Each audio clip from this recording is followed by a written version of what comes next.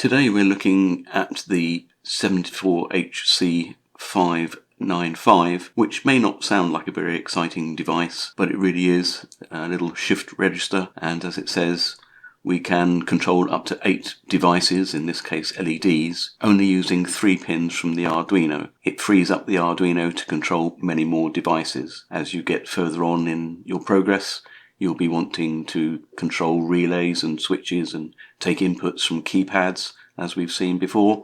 With one of these devices, that becomes possible. It's a simple 16-pin device.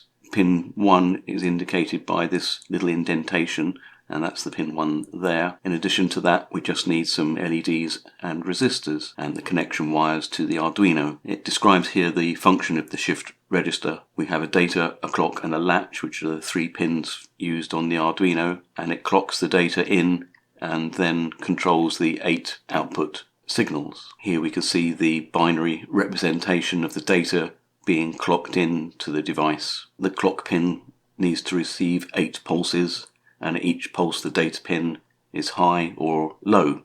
Once it gets to the 8 positions, it latches that data and sends it out, and it does that very, very quickly, so you won't be able to see the devices, the LEDs, going on and off. The schematic is quite straightforward. Here we can see our 8 LEDs with their common connection to ground, the series resistors to limit the current, our shift register, the 3 pins to control it. That's the suggested breadboard layout, which I have copied.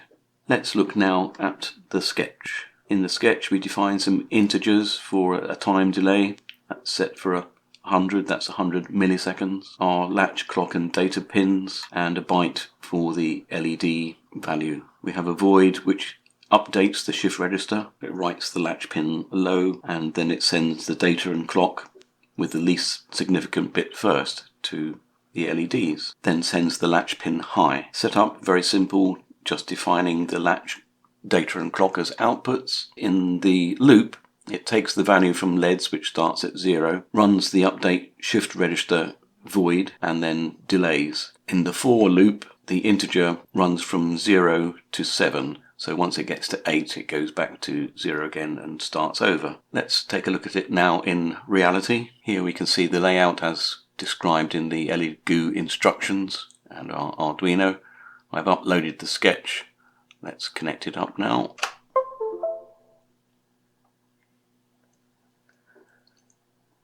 And there we can see the sequence of lights running across as it's writing to each one of the LEDs in turn. A neat little circuit. You could make your own light display similar to that on the kit motor car in the TV series.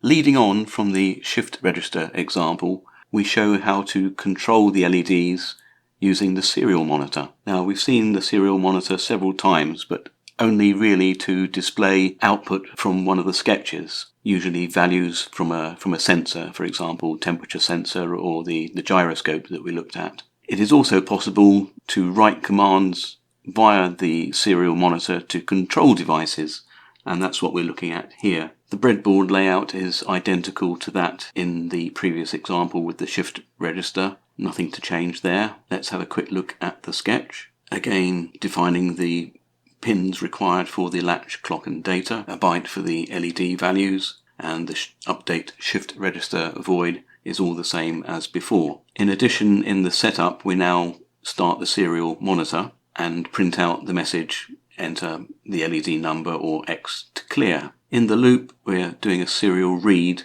to read the keyboard values that we enter from 0 to 7, computers being 0 based all the time, so there are 8 LEDs, 0 through 7, and depending on what value we find, it turns on the appropriate LED. If the character is equal to X, then it clears everything. A very simple sketch there. Let's take a look at it in reality. First of all, we start the serial monitor and we get the message to enter in the number there. So for the first LED it will be 0, and then following on sequentially until when we enter 7 all the LEDs are on. Now we can simply enter X and they magically all turn off. There's nothing to stop us choosing them at random. There we have it, using the serial monitor to input data to a sketch, an important feature.